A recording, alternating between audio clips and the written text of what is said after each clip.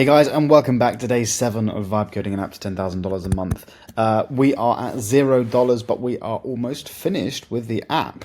So we actually got up to quite a lot in the last session. We actually set up caching in the Knowledge Hub, and we planned pretty much all of our features out inside CodeSpring. So what I want to do now is I want to show you kind of a bit of an introduction on what my plan is next. So if I send a message here, how do I integrate CodeSpring with Cursor? We get a pretty quick reply because it's cached the responses. Now what I want to do is I want to have a setting somewhere where I can actually go ahead and edit and change and view the responses and then edit them. So we have a few choices. I'm talking to CodeSpring at the moment, trying to figure it out, and it says the mini sidebar is too narrow. So in other words, putting it here isn't going to work. So it says make responses a full width mode of the Knowledge Hub, not a sidebar panel. So top level mode tabs under the hub header, so we could have essentially tabs in here somewhere. But the other thing I'm thinking is maybe what we could do is in the Knowledge Hub, when we actually have a reply, we could probably put it, so when we have an actual response comes through, we could have an edit button. So if the Knowledge Hub knows that we're actually inside the, inside the dashboard, which is obviously this URL here, we could probably then have it so you could edit the responses. So then you could edit them where they are, which would be quite nice. But we do need a section where we actually view all of our other responses. My problem with doing it inside the Knowledge Hub is there's a lot of buttons already that exist there. But maybe at the top where it has like the back button to go back to different Knowledge Hubs, we try a different tab. I think for now, let's not worry and focus too much on the UI of where we put it, but let's focus on like what it's actually going to look like. I want to design a Knowledge Hub editor in the response, and you can probably see if you actually look at the Knowledge Hub feature, there's some notes on how that goes together, so you can see how the responses are created. I want to have like an edit button that's fairly obvious that we can then edit to edit the responses and then edit them in that view. What we'll do is we'll just send this through to CodeSpring, and CodeSpring can figure out, okay, actually, what's the best way of building this based on what we have so far, and it'll figure out a plan on how to actually set this up with what we've actually built. And then what we'll do is we'll come into, while we're here, we're going to come into Claude Code, head onto the CodeSpring MCP, and we're just going to reconnect, make sure that's all working. And then we're going to wait for this to do its thing. And what I think is probably the best plan is we'll just design it. We'll see what it comes up with, and then we'll get it into our app, and then we can update it with Claude Code. So, by the way, we're making these responses a little bit shorter inside CodeSpring. And also, if you guys are watching and follow along this tutorial, if you want to go ahead and grab yourself a CodeSpring account and follow along, there is a link down below where you can get a free 50,000 credits to CodeSpring if you sign up and pay for the Pro plan. So you get 10,000 credits per month with the Pro plan for £250 for a full year, so $350 per year. But you can click the link down below and get 50,000 free credits as well if you would like. So let's just read this. So we're going to have an inline editor in the Knowledge Hub view. So put an edit button in the answer card header. Show only when a user is in the dashboard. User has edit permissions for the hub. Okay, well, that we may need to change. So at the moment we don't actually have any permissions to invite other people or edit permissions or anything like that. So we're not going to have that in the check.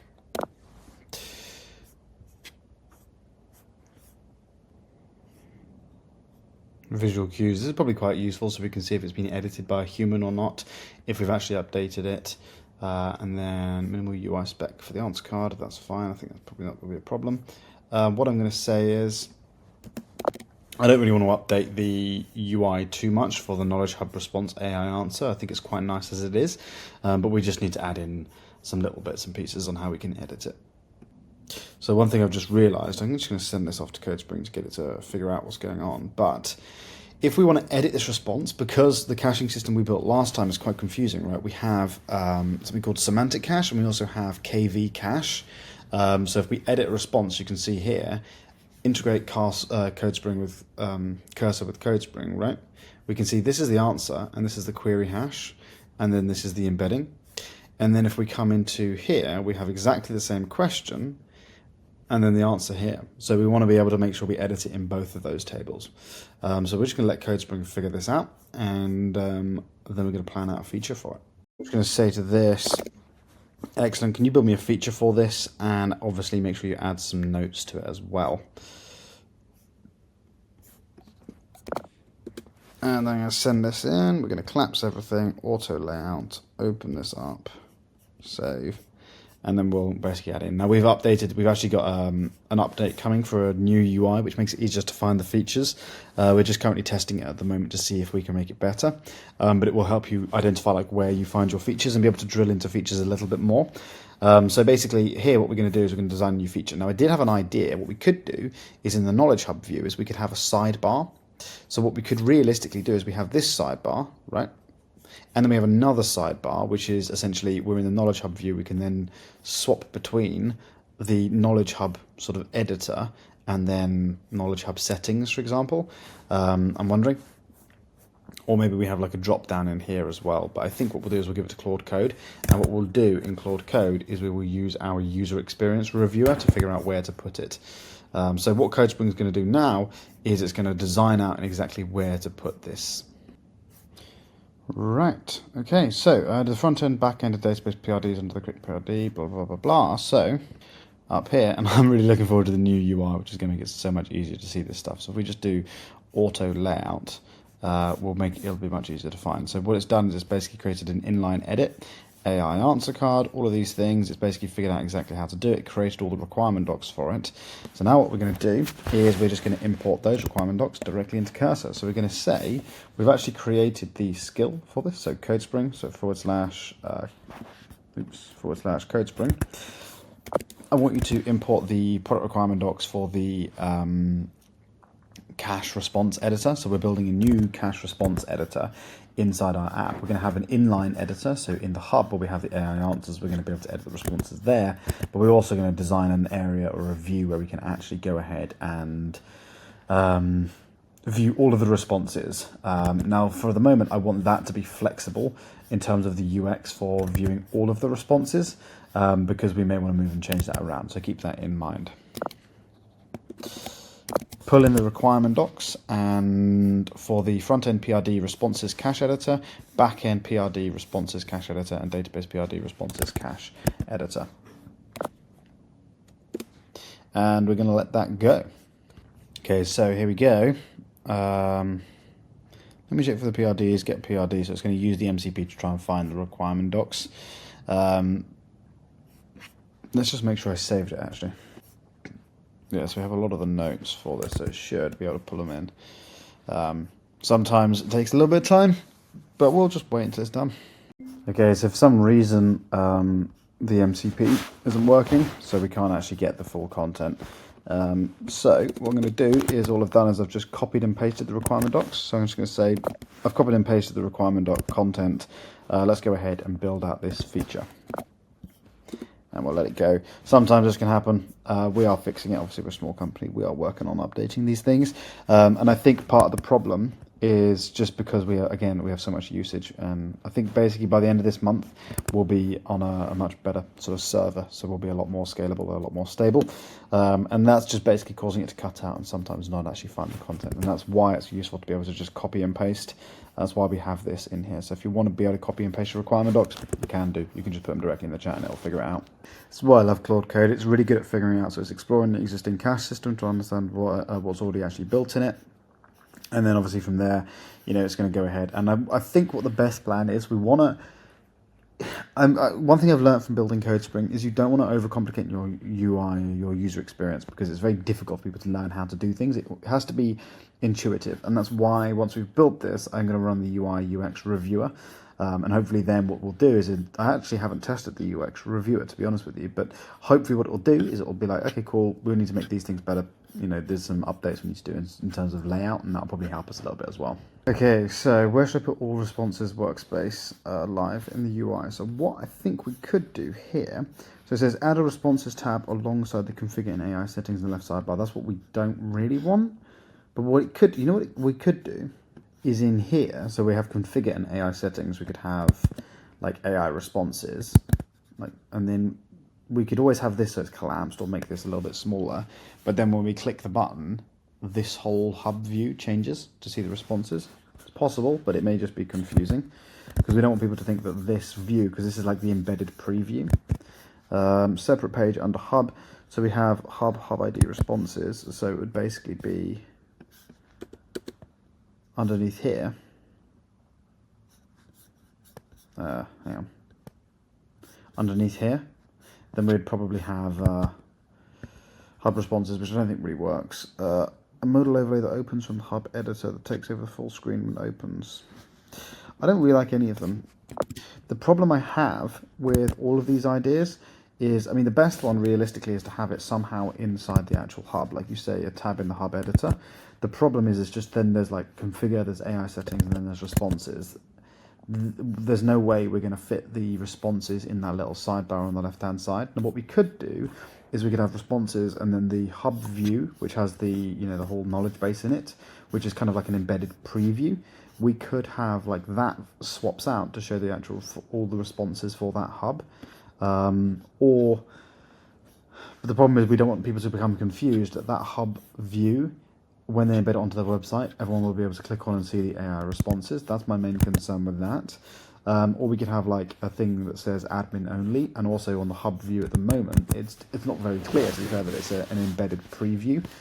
So we could probably have like a thing that says like a dotted line around the hub view that says, you know, like embedded preview, and then that changes to, you know, hub admin settings or something maybe.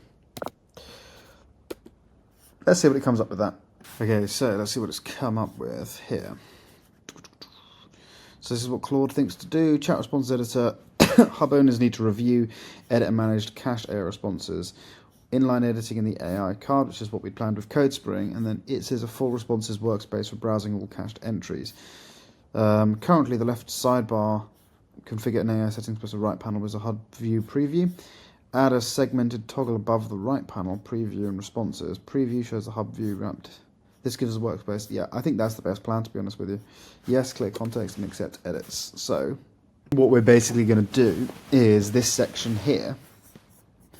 This needs to, I was going to work on this anyway to make this look more like a preview. I think what I want to make it look like is almost like a dotted line, like a cutout, basically.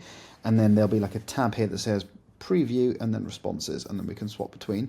And then when you click on responses in here or something, or you click on responses up here, then it'll change. And this is part of the reason why I'm really looking forward to like launching this app, because every app that I've launched in the past, like CodeSpring, for example, has always been pay first, because obviously I needed the money to invest in, you know, a team to build it and make it better. Pay up front. But with this, it's different. I want to get people on using it for free and then learn from that, and then obviously people can then pay for credits. So we'll see what this comes up with, and then obviously if people are using it for free, we can get feedback and see what updates we need to make.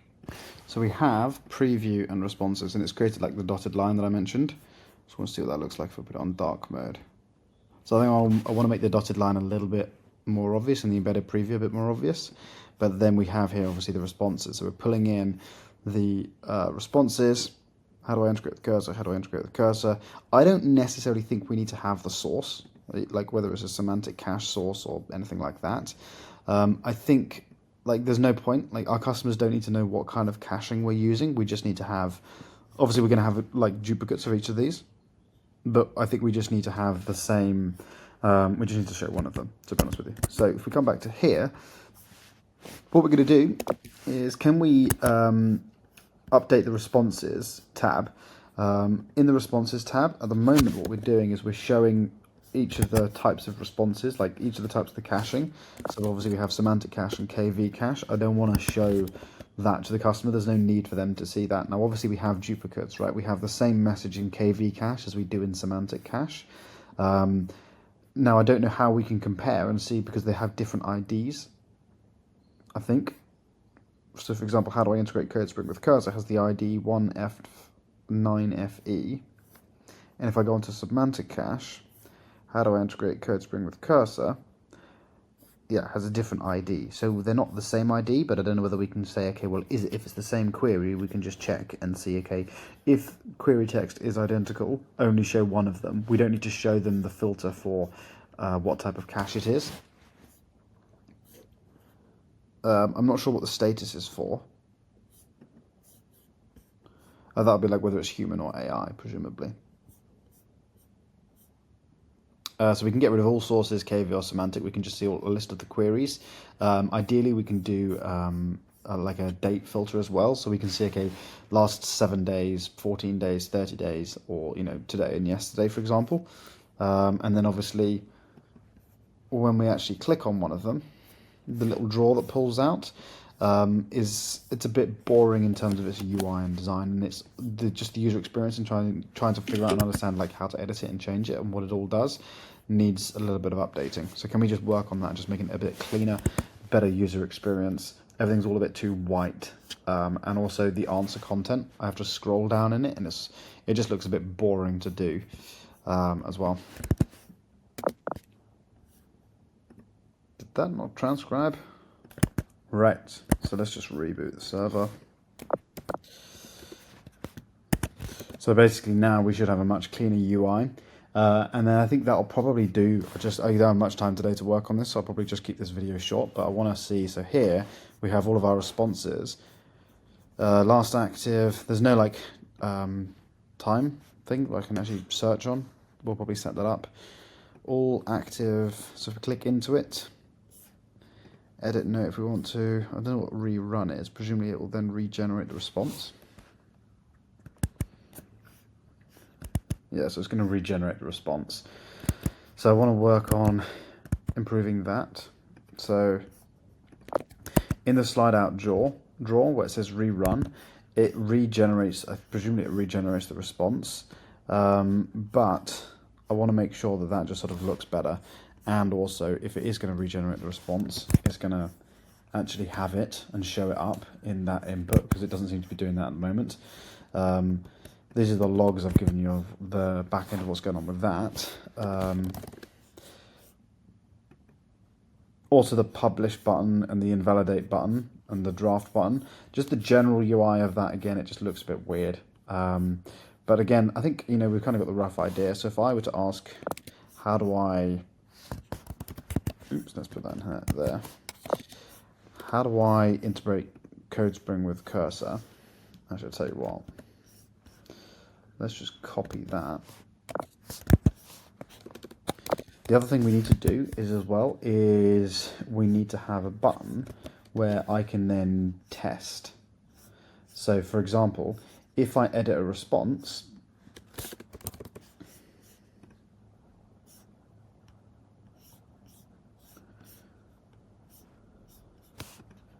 it doesn't actually look like it saves the edit when I click publish.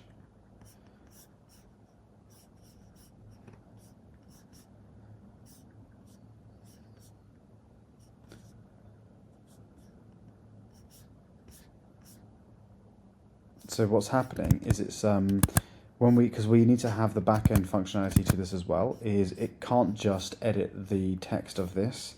There's a bit more functionality that goes into this, because we need to regenerate the embeddings for it and then update the cache, and we need to update the KV cache and the semantic cache when we edit it. So it's actually quite a complicated feature that we need to build here.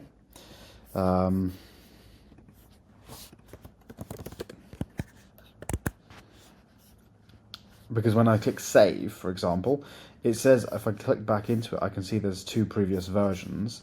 If I go into the database on the semantic cache, for example, I can see that there seems to be some version history. It tells me that I have edited it. It tells me, it just says versions on it. If I go into KV cache, for example, I can see edited by, so the user ID edited at, but it hasn't updated the versions in there.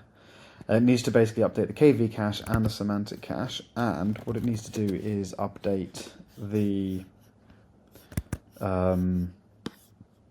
so when I then re-click into the cached response in the drawer, it needs to show that as well.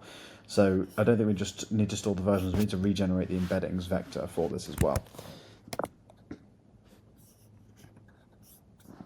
Let's get the response here.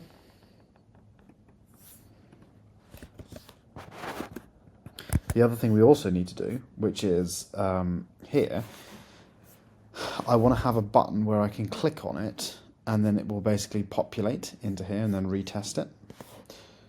I want to have a button in the responses where I can view the responses, it says edited, but next to it, next to the actual text or something, there's a retest button, which I can click it. So once it's been edited, basically, and I've published the changes, I want to be able to send that message into the preview, into the Knowledge Hub, swap into the Knowledge Hub preview, and then send the message so I can see if it then comes through in the Knowledge Hub, for example. So let's just let it figure out how to do these other bits and pieces, and we'll come back. Unfortunately, I'm going to have to leave in a second, which means I'm going to have to end this today's video here. But so what we're trying to do here is, you can see, we're trying to basically, when we save these responses, when I send a message to this, right, the reason it works is because it basically sends a message, generates the embeddings, queries the database, and looks for, okay, is there a similar thing with a query hash before it generates the embeddings? If so, use the response. If it isn't similar, then we need to go ahead and regenerate the embeddings and then save it, right? So that's basically what we're doing, is we need to when we edit a response, we need to update the query hash and update the embeddings as well. So let's just run this. Now, what was this we want to do? Responses. Okay, let's just delete this for now.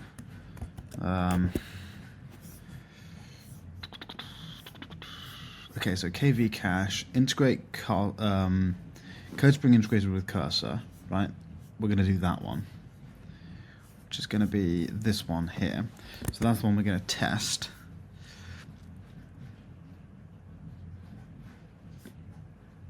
These are basically, I set up a load of agents and skills and hooks to basically check the code that it's writing and make sure that it will, actually run and be, fairly good code. But obviously, it's then taking longer to actually build this stuff. Right, so CodeSpring integrated with cursor. I'm just going to do this and do test. What we want here is the responses, so we want to see what it's going to do. Publish. Oh my lord, what's going on here? I think that's not going to work. Why did I do this when I have to leave?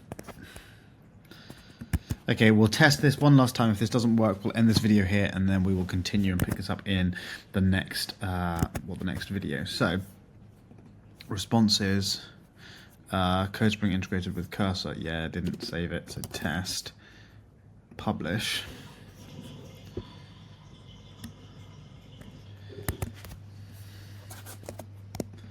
Doesn't look like it's working. Okay, I'll come back to this and I'll fix this. But you guys have been awesome. If you want to grab a CodeSpring subscription, the link is down below. You can get yourself 50,000 free credits. I will be back in day 8 to finish the caching editing. Alright guys, so we're back, and what we're doing is we're just sort of working on this caching. I don't know if I'm going to have to change the way that we're doing this series moving forwards, because we are kind of getting to the point where it's really difficult to film and also develop at the same time. So what I might do is little updates on what I've done so far. So let me know down below in the comments, like smaller videos rather than like an hour-long tutorial. But basically, last time we got up to the point where we started introducing this editing feature for our semantic cache and our KV cache. That was on the weekend. I think it was Friday or Saturday. But basically what I'm doing now is I'm just sort of having a chat with Claude Code, trying to figure out, okay, what do we need to do to improve this? Because what I've noticed over the sort of last few weeks of using Claude Code is it's really good at planning, but also the more you talk to it, the better it is at figuring out what to do. So we're just sort of having a conversation. So I basically said just explore this and let me know, because when we edit something, we need to update the KV cache and we need to update the semantic search. We also need to regenerate the embeddings. So it said, okay, I've traced the full flow. Here's what I found. The DB layer is actually correct. The real bug, L0 memory cache is never invalidated. Okay, so the search route hits a 3-tier cache. When public cache edit action runs, it updates the database rows correctly, but nobody tells the in-memory cache to evict the stale entry. So what's happening is the embedding vector is sort of staying there, the old one. So after an edit, the user searches, lookup only, checks the memory, stale hit returns the old answer, and never reaches the database where the updated answer lives. Second issue, embedding mismatch. So this is so what's happening, right, is the KV cache is it's not telling it to use. So we've got answer here. This is the old answer. It's not updating, so it should be using one of these, previous versions. So what I'm going to do here is I'm going to say, I think, yeah, you're right with the first one. Like, it definitely is, there's stale memory. What I'm confused about is, should it then swap out, right? It should presumably, in the KV cache, it should edit the answer underscore JSON with the most up-to-date recent version, rather than pulling the response from the version. And then we've got here, second issue, so the embeddings live in completely different vector spaces. The cosine similarity between what is x and what is x, something like that, is a long detailed explanation. Yeah, so once we've edited it, the semantic cache will never match the entry again. The new embedding actually breaks the semantic lookup rather than helping it. I see. The original entry was stored with a query-only embedding, which is correct. The edit should either keep the original query... Oh, right, so this embedding... where are we? Semantic cache. That makes more sense. So this embedding is actually for the query,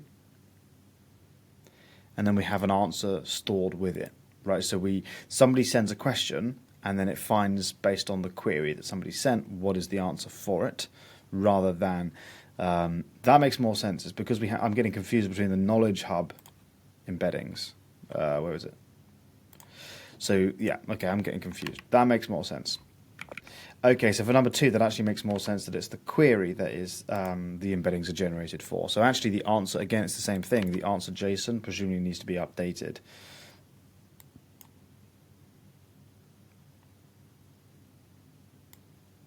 So we presumably, right, we've only edited the answer. We don't actually need to regenerate the query embedding. We have the same query embedding, but what's happening again is in the semantic cache, we have the versions JSON B, right, which has just got all of the versions that we've edited. And what's not happening is, so when the response comes through in the knowledge hub, is it's basically not pulling from the answer JSON, or it's pulling from answer JSON, but it's not updating the answer JSON, right?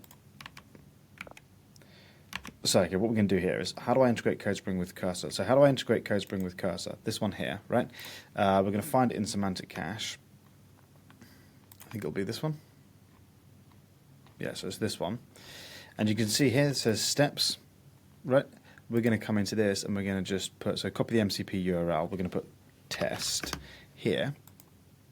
So this should say test, copy the MCP URL if it's correctly updated.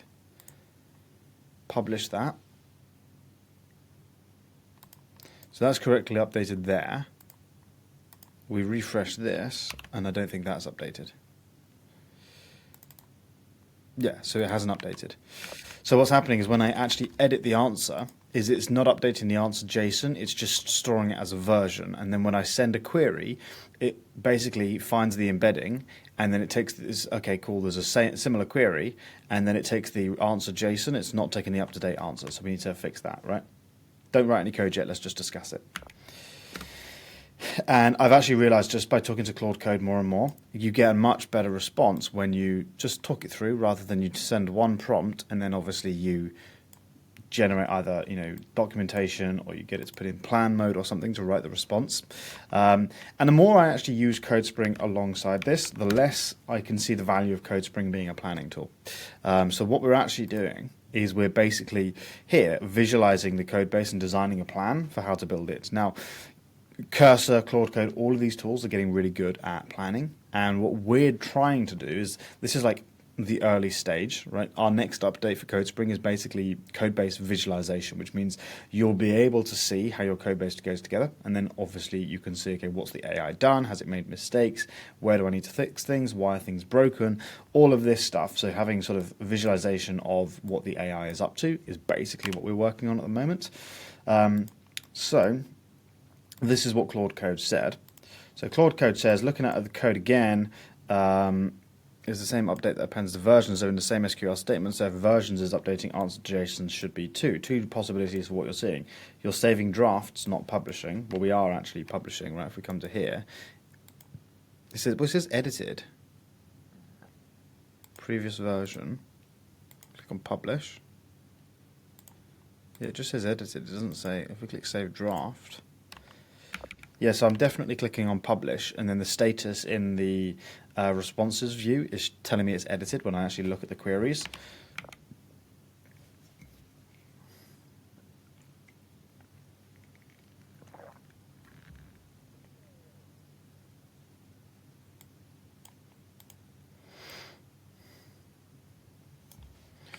I've literally just watched it, right? I've created an edit, I've refreshed the database, and the answer JSON in the database for the semantic cache and also the KV cache has remained the same. So we're storing the answer, the update, in versions, and what's happening is I'm in the editing panel. When it comes out, it's really confusing because it's got rerun, save draft, and publish, and then invalidate. It needs to be more obvious that I'm, saving it or publishing the update. And also the status says edited, but I don't know whether that means it's edited it or if it's actually published it, or it's a bit confusing, right? I can see obviously it's an AI versus a human who's edited it clearly, but it's not very clear that it has actually updated it directly in the database.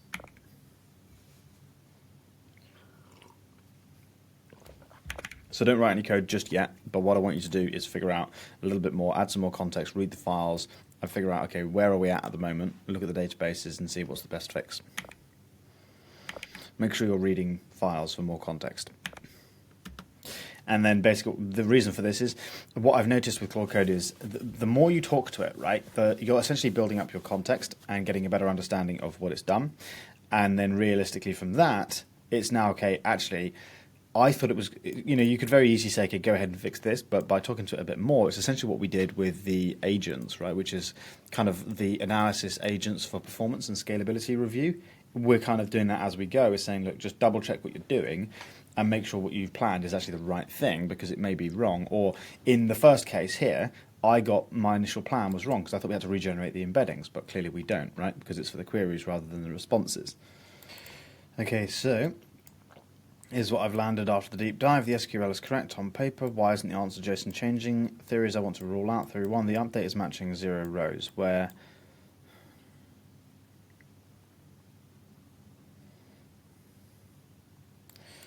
so we need to know for certain what's happening. Here's my proposed approach. So add diagnostic logging in publish cache edit. So let's just actually give it. So we're going to come to here in the logs.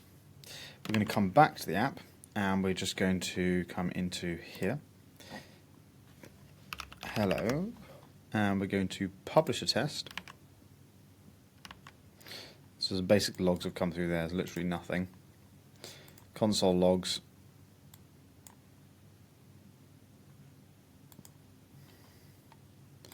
Give it these.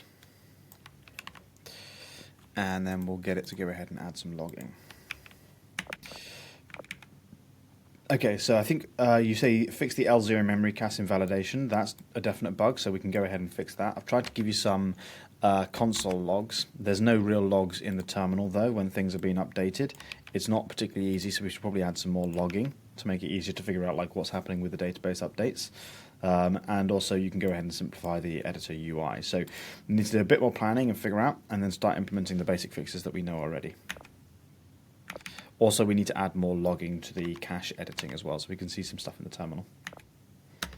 And we're going to let it get on with that. Right, so let's just have a look what it's come up with. So when a user edits root causes, Okay, so it's going to fix this cache invalidated after edit. So don't regenerate embeddings at all. The query hasn't changed, so the existing embedding is correct. So that's fine.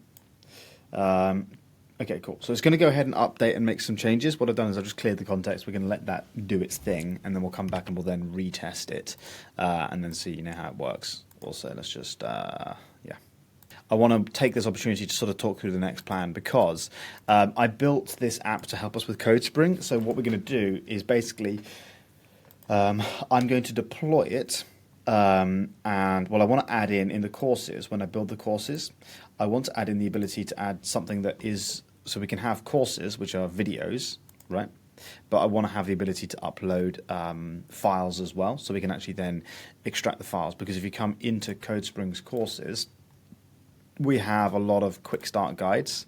All of these quick start guides I want to be able to upload into the knowledge base as well. So we're going to basically put them in there, and we need to be able to have a ability to do that. So what I'll probably do is, rather than doing that on camera, just because it's really difficult to film and plan and code and not make mistakes, is I'm going to update it. So when we create a new course, there's an option to basically extract the text. Now that's really easy to do, because we don't need to do any funky things like fetching the Loom video and getting the transcript. All we really need to do is make it so we just essentially extract the text. We've already got the chunking stuff for chunking the text and adding the context. We just need to make sure that the name of it's in the metadata, so we know where to find it, and the URL for it and everything. So I need to do that, and then from there, it's then going to be, okay, let's deploy it, and we'll probably do a video on deployment, and then it'll be, okay, I can embed it. We need to build the embedding thing, but we can only really do that when we have like a live URL, or we could do like ngrok and some other things, but we need to get the embedding working, and then what I'll do is I'll have it inside CodeSpring. We'll swap the courses out, and then I can actually start testing it, because what we'll be able to see is, have we actually got any responses coming through? We can then edit the responses, and then we can see it live and see where the bugs are, and then it'll be working on things like onboarding, so people know how to use the product and build their first knowledge hub. So we'll build an onboarding page, and then we're actually just going to put it live. And what I might start doing is running some ads to it, see if we can get any usage. We also want to add things like post-hog events, so we can see tracking and all of that. So basically, we're getting to the point now where we kind of want to start, just launching it, right? This is day 7 of actual building. It's taken a bit longer because obviously I'm not doing it full time. I'm doing running CodeSpring, but we're almost there to the point where I want to deploy it. And then once we've deployed it, it's just bug fixes. But what I'll do at that point is probably regular updates on the marketing, usage, all of that sort of stuff. Okay, right, so it's made some updates and some changes. What we're going to do now is we're going to refresh. Obviously, we're going to look into the database here, and we're going to work on this one here. So how do I integrate CodeSpring with Cursor? We're also going to come back, and we're just going to add a little bit of spacing here. I'll tell you what, let's reset the server. I'm playing mute that. So what we're going to do is basically now we're going to try it. Just refresh. We didn't really knowledge hub, aren't we? So we want to then refresh and we want to test if, like, when we actually edit this, is it going to work? Okay, so let's come to responses. Obviously, there's a couple of errors, but integrate Castle with CodeSpring. Let's work on this one. So let's just write test here. And okay, this is better. Update response. This makes more sense. Are you sure? Yes. Okay, so interesting. So it's hard to know, okay, is it on the latest update? We need to see that there. Integrate Castle with CodeSpring. So here, this text here should say test when we refresh the database, presumably. There we go, test. So now if I come to this and I send this message, also we should look at the KV cache as well. Added test here. So now if I send the message to here, it should say test in the response that we've generated here. Test. Cool. So it's now using the up-to-date response. What I want to do is test this inline editing as well. So if I click on edit, we could say here, hello world. And then, okay. So we're going to work on this as well. Okay, so it actually looks like it's working now when we edit it. I'm just going to give you the terminal logs so you can kind of see a little bit more about what's going on the back end. I quite like this. It seems to work quite nicely. Although when I'm in the inline editor and I click on edit it once we're in the hub, so we've got the preview, the hub preview, the hub view. When the response comes through, we basically created this ability for us to be able to see an edit button inside the dashboard area, right? So we can actually then edit it in there. But the save, draft, and publish button and cancel and escape, it just looks a bit confusing, right? On the top right, it says cancel, that's fine. But on the bottom right is where I kind of expect the save button and publish button to be. But obviously it says cancel on the right. Now, if I click on save draft, nothing happens. And then if I click on publish, nothing happens in there as well. And it kind of feels a bit weird. I kind of want it to have like, not like save draft and publish, maybe like save draft and then another one that says save draft and publish, because in my mind I need to save it to draft, then I need to click publish, or if I click publish, will it automatically save it to draft? It's a bit confusing in the UI. Same thing actually, to be fair, in the responses. Update response, are you sure? Yes, I'm sure. There's no way, again, it's not showing the previous, well, it's showing previous versions, but there's no way of reverting to a previous version. So these things here, I want you to look through and figure out like a fix on how to do it. But don't write any code yet, just get extra context.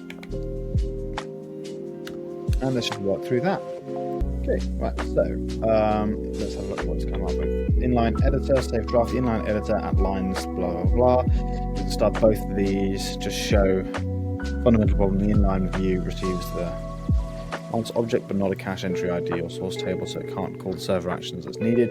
The buttons exist visually but are non-functional. Okay, so that's fine. We didn't actually plan that. So last time we were developing, we just sort of showed the UI for it. We didn't actually try and develop the backend for it. Two options. Option A: make the inline editor functional by looking up the cache entry. Simplify the inline editor to edit only. To replace the save draft with a single update response button that does the lookup publish. I think I prefer option B.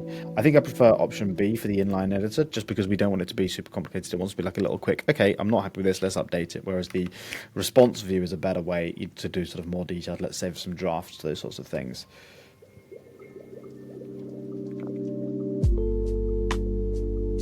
Okay, so fix, add a restore button. Yeah, that's fine.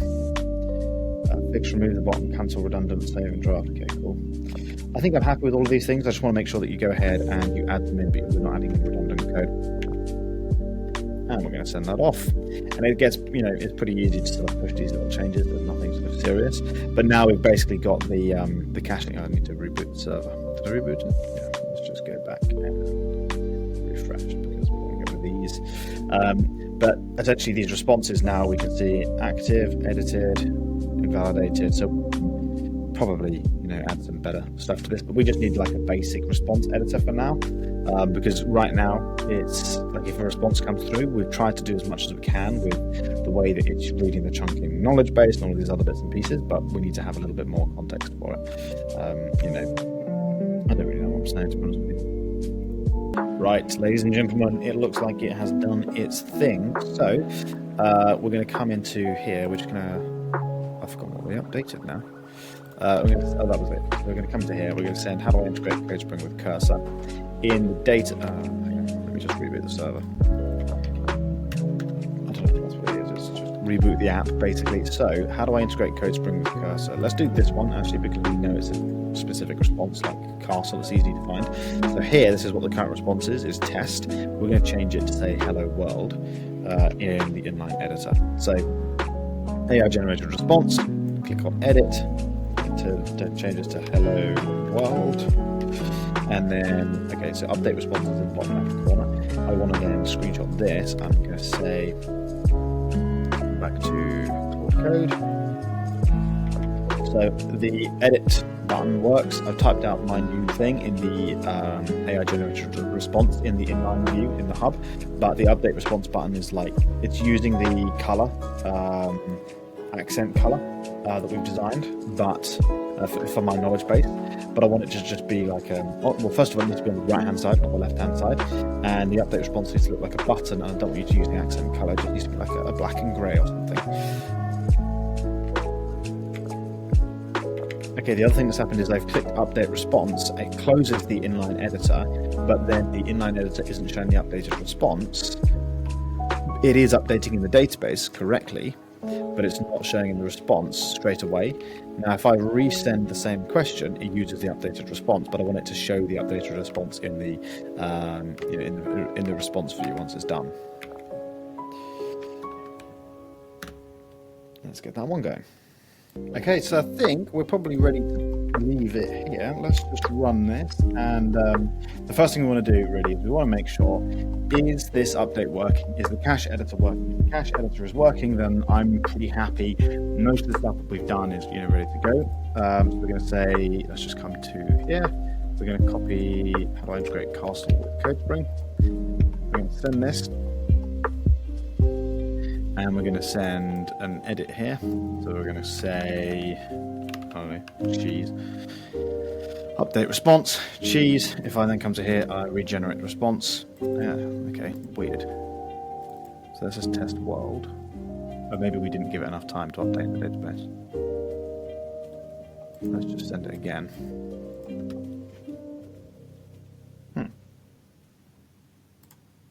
Interesting.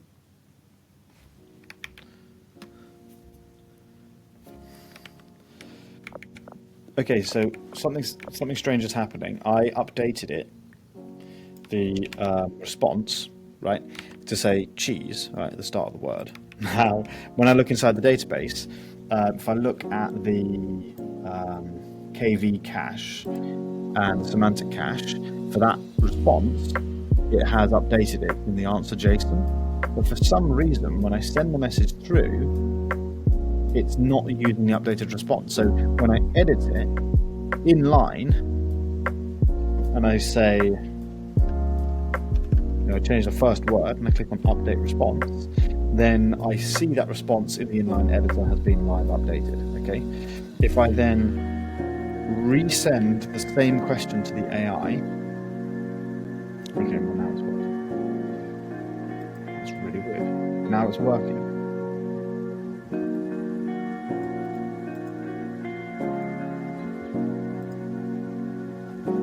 Okay, maybe it was just. Let's try that again.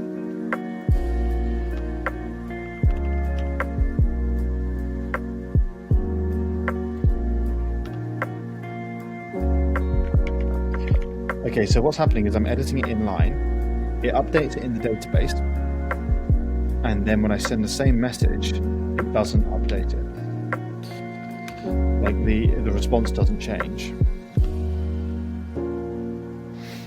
But when I send the same message again, it uses the old response, even though the answer JSON has been updated in the database. I don't know why that's happening, because both the semantic cache and also the KV cache is using the updated, it has the updated response in the answer JSON. If I then leave it for like a minute or two, like 30 seconds to 40 seconds, then it works. Why is it that it takes a while? Like if it's already updated in the database, is it, when I send the message, it should automatically, like instantly, right? It should work instantly and use the updated response instantly, right? And maybe we have like some front-end caching. I don't want you to write any changes yet. I want you to explore what's happening here, and then I want you to come up with a fix. And let's just discuss it for a bit first. And then once we've got this working, I think we will leave day 7 here. I'll get it uploaded, and then what I'll probably do is I'll get started on the fixes and updates to the course page, so I can go ahead and I can upload PDF files, for example, if I want to, or just text files, for example. Because what I have inside CodeSpring is these courses, these quick start guides, which are basically, they come from a software called Scribe, and I need to have a look at how to basically import these things directly into CodeSpring, because we want to have essentially this view here, I think is an embedded, so we have the scroll in the video version, there's embedded code for it, so I want to be able to paste that in, store that in the database, and then have the vector embedding for the text. So we'll embed the text and then we'll show the response, like we will show the response based on this thing. So rather than, so we'll have like a response that comes through from the knowledge base like it is, but rather than having the video underneath, it'll say we found a quick start guide, right? So if I say how to integrate CodeSpring with Cursor, it'll generate a response from the guide, and then it'll say, okay, this is what we think. So it'll use multiple sources, so the images, and it will use the video guides, but down here it says recommended video, it'll have a tab if it finds a guide or something to show the recommended guide. So I'm going to build that out and make sure that works, and then do some bulletproof testing, and then what we'll do is I'll show you in the start of the next video, I'll show you what we've done, and then we'll probably start work on the onboarding, but or bring it live or something. So let's just see. Okay, so problem 1, server actions run in different processes or modules. Memory cache is a module level, server actions and API route handlers both import from the same module. Button Next.js, dev mode, API route runs, okay, whatever.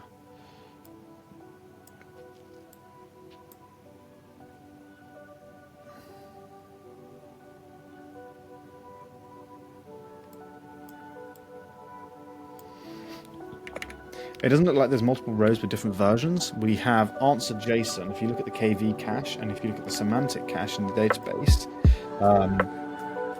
in the DB files, you'll see that we have essentially an answer JSON, which is what's being updated. Now we also have a column called versions. We shouldn't be pulling based on the versions. That's just a backup if we want to roll back to a previous version that we can.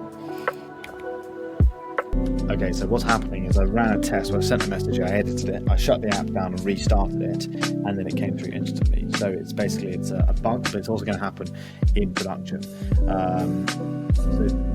But it's still a real bug. Fix is simple, remove the useless invalidate memory cache call from the server action, literally does nothing useful. So we're going to say here, okay, let's do a proper fix. This is After publishing, set a short-lived flag in the database.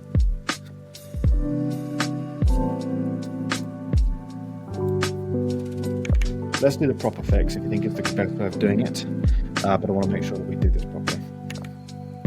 We'll just let that run. Right, so it thinks it can't be a solution, so let's just test this. Right, so how do I integrate CodeSpring with Cursor? There we go, copy the URL. So we're going to copy the exact same response. We're going to edit this. We're going to call this test. Hello, whatever, doesn't really matter. Update response, test hello, cool, that's working straight away. Doesn't update.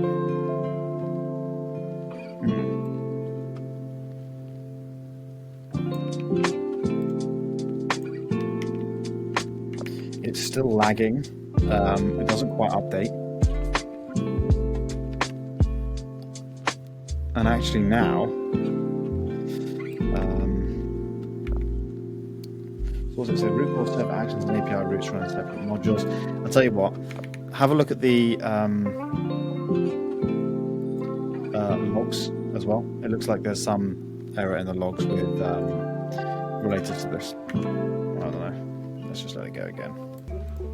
Okay, looks like it's done. So user clicked update response. I don't know what was also fixed, reconstruct steps. There's some other, basically there's some issues that was causing it. Can't be asked to read it. But if I send, let's just test it. If I send the message, how do I integrate CodeSpring with Cursor? Okay, it's got the previous response. I have tested this already, by the way. And then I do like this, update response. Shows up here. As soon as I click this, it shows up here. And that's really the main thing, right, is if I come into this now, how do I integrate CodeSpring with Cursor? It shows up here as well. So the response, the caching, the editing, all this stuff works. Now what I want to do is I want to run a review on this. Can we run a performance and scalability security review on this cache editing? I want you to first of all go ahead and find all the features and all the changes that we've made, how the cache editing works based on the context that you have and all of the files that we have, and just do a security performance review on this, because obviously a lot of stuff has been AI generated, and I want to make sure that this is basically going to be safe and it's going to work if we have thousands of people editing caches. The other thing I want to make sure is, because what we have here in the dashboard where we're editing this is a preview and responses, is the embedded preview view inside the dashboard. We obviously don't want the edit button to show up for when we have this hub view actually embedded on our website. Now at the moment we haven't built the embedding feature, but we do have, if you look inside the components, and you go into KB hubs, there's a folder called view. The stuff in the view is basically everything that's going to be in the embedded view for people. So we need to make sure we know when it's embedded and when it's not embedded. So it's going to run a full performance review. I'm using 4.6 Opus Medium. And again, this is hopefully then going to figure out if there's some critical vulnerabilities that we need to fix. And then we'll get those fixed. And then we'll end day 7 here. Awesome. So the security review, scalability review, performance review, and it's also doing a UX review as well. And this is hopefully going to pick up any bugs or issues. So we can let this run, does them all in parallel. This is going to cost a bit of money, but it's worth doing as we're going through. Okay, looks like it's done security analysis, the critical issues, non-blocking production, scalability review of like 3 items. So non-transactional publish flow aren't in transaction. If the bump fails after publish,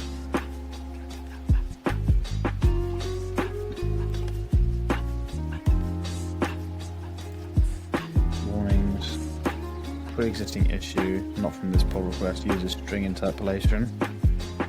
Blah, blah, blah, blah. Okay, I'm just going to say, this is all quite complicated back-end stuff, so I'm just going to say, do you think you've caught everything here? If you have, let's go ahead and fix the critical issues and the warning issues. Also the embed safety. So the embed safety says the inline editor will not show when embedded. Here's the control flow. Before building the embed feature, ensure the embed route never passes. Can we add a requirement doc inside the code base that explains, so we can reference back to how to sort of do this embed view? Like before building it, what we need to actually make sure and have the information on that, what we have this context here. and we'll let it go ahead and do its thing. So it looks like it's done its full security review and it's fixed it. So let's just restart the app and just read through what it's done here. So result validation. Okay, so these are just basically a whole load of scalability fixes that we've already got in our agents that tell it to how to create things. So what we're going to do is go to the embed requirements doc here. So we know we can always come back to this. Now we'll probably sync these changes as well. So let's just come to MCP. And we're going to come to CodeSpring, we're going to reconnect with CodeSpring, and what we're going to do, let's just refresh the app, and we'll come back into CodeSpring here. We've actually got, if we come and zoom in, Knowledge Hub caching. So what I want you to do now is have a look at the CodeSpring MCP. We have a feature called Knowledge Hub caching. What I want you to do is I want you to synchronize the changes that we've created with that. So there's a whole load of stuff that we have created on description on how we're actually going to do the caching and the editing and all of this stuff. So this is actually just, I've got that wrong, haven't I? I'm really looking forward to having the new UI for CodeSpring because this is not easy to navigate. So Knowledge Hub caching, I think we created a cache editor, didn't we? Yeah, responses cache editor. So what I want you to do now is actually go into the CodeSpring MCP, and what I want you to do is basically have a look at the feature called responses cache editor, and I want you to basically update and synchronize the requirement docs with essentially what we've done and the changes that we've made to make this work. Changes that we've made to make this work. Okay, while it's doing that, so what we should see is down here these requirement docs for some credit stuff. This stuff here should then update. So let's just make sure this is all working. So how do I integrate CodeSpring with Cursor? Message through, copy the MCP URL, let's just do hello, update response, hello, that seems to work. How do I integrate CodeSpring with Cursor?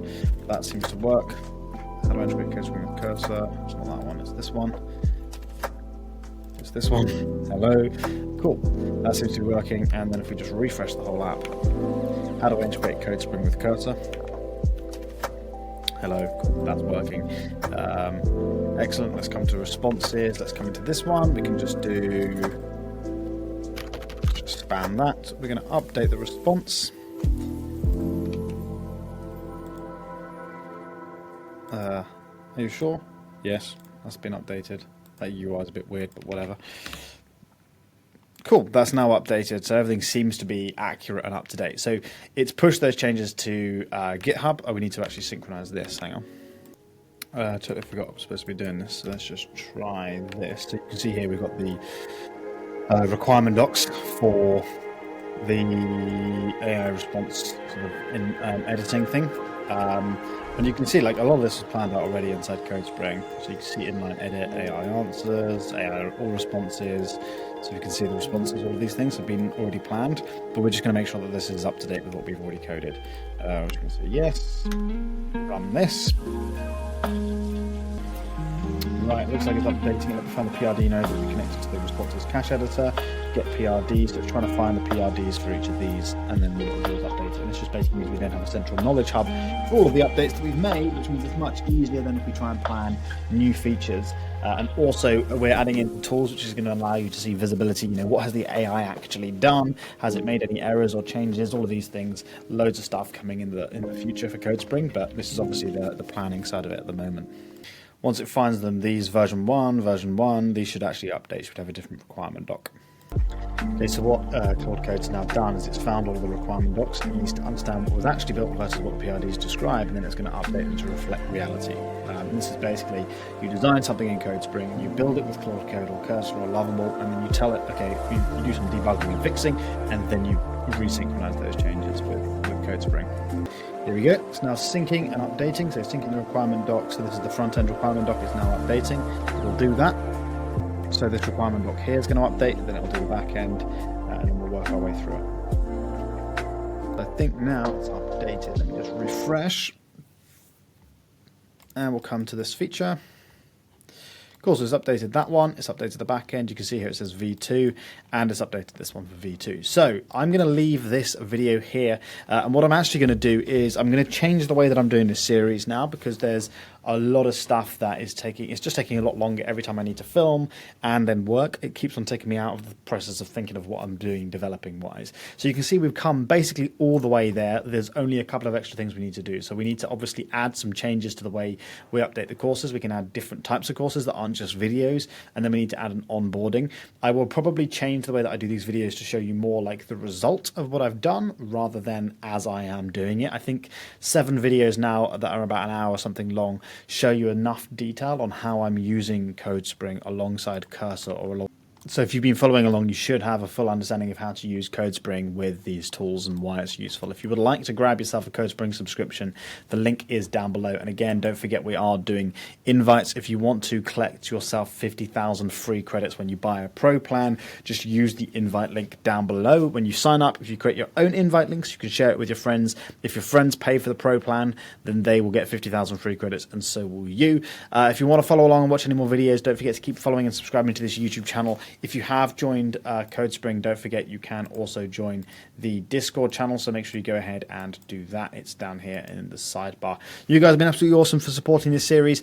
We are very much ready to start launching, but I'll see you guys in the next video.